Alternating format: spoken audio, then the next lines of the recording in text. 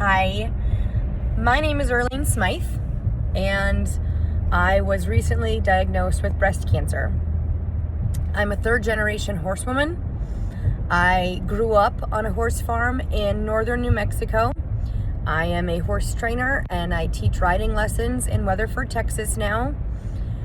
I have trained horses literally from coast to coast. I'm also a large R judge, and I've judged all over the United States as well as Canada. Horses are my absolute life, my love, my passion.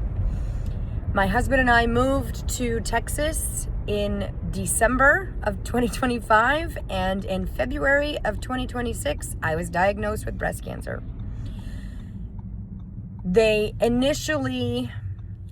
So let me start. So my boobs have been weird for a while. Never had cancer, anything like that. But I've had to keep an eye on them because they've been painful for a long time. They're also incredibly dense. So I had to go get mammograms for a little while, every 3 months, and then every 6 months, and then every year. And I had pain, which is totally common. I have pain in my boobs a lot, in my right breast, and I went to my new primary care doctor, which I was only going to because I needed to do blood work because my thyroid doesn't work. And so they have to do blood work every year. And that was literally the only reason I was going to the doctor.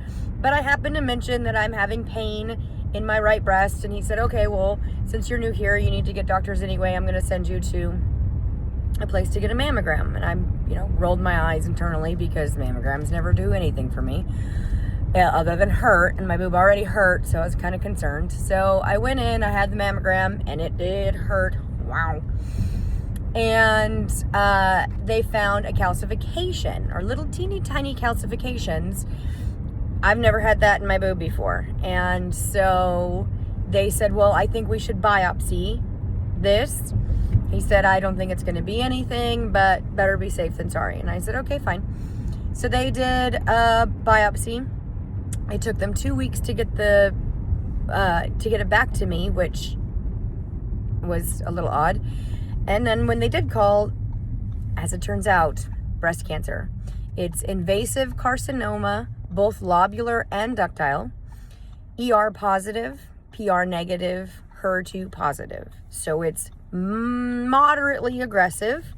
It was he said it was a grade 1. Upon further review, it's a grade 2. The breast surgeon that I got is fantastic. I love her. We went and met with her shortly after, and she had me go through another battery of tests, one of them being an MRI. And if I hadn't had that MRI, we wouldn't have known there was actually a second mass in the same breast. And the doctor who did the second biopsy, the second mass is invasive carcinoma, both lobular and ductile, ER positive, PR positive, HER2 positive, grade 3.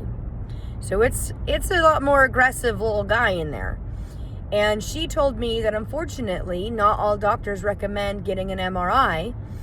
And if I had a doctor that was just trying to do a wham bam thank you ma'am and do a lumpectomy on the one, they would have never seen or found the other mass that was much more aggressive.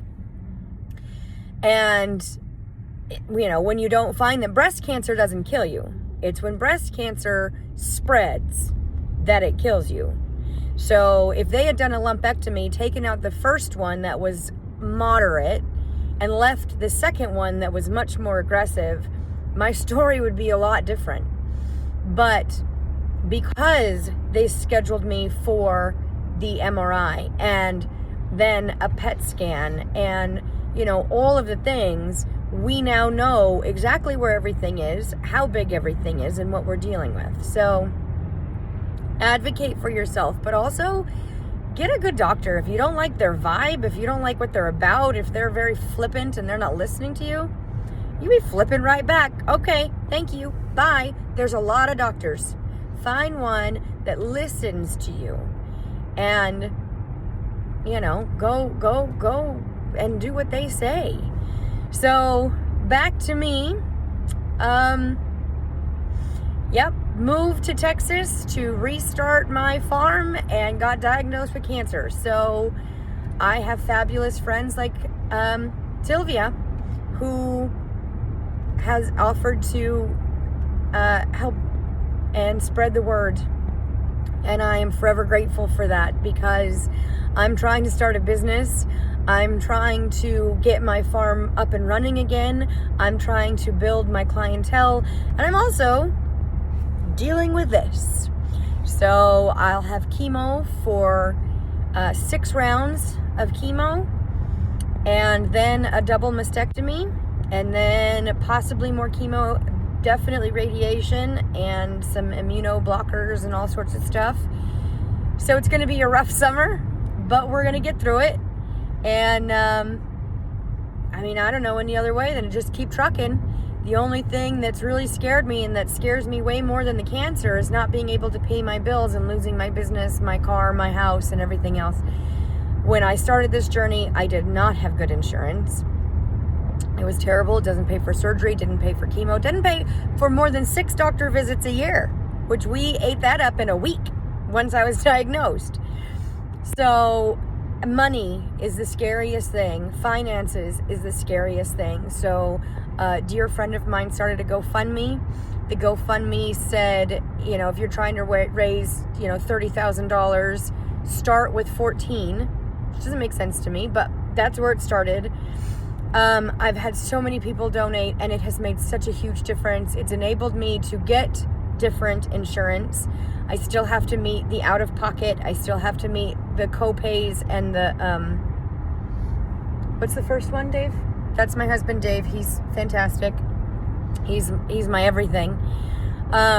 It's out-of-pocket and the deductible. So I still have to meet those, which is about $10,000. But once I meet those, insurance pays for most. And then, we put 500 miles on the car in less than 30 days going to and from doctor's appointments. And it all adds up. Everything adds up. And starting a business, you're not making a lot.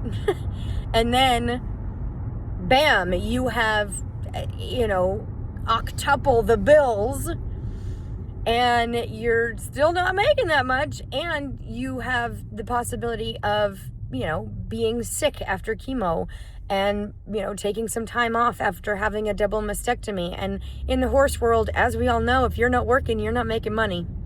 So trying to figure all of that out has been probably the biggest challenge, definitely the scariest part. I am trying to not lose everything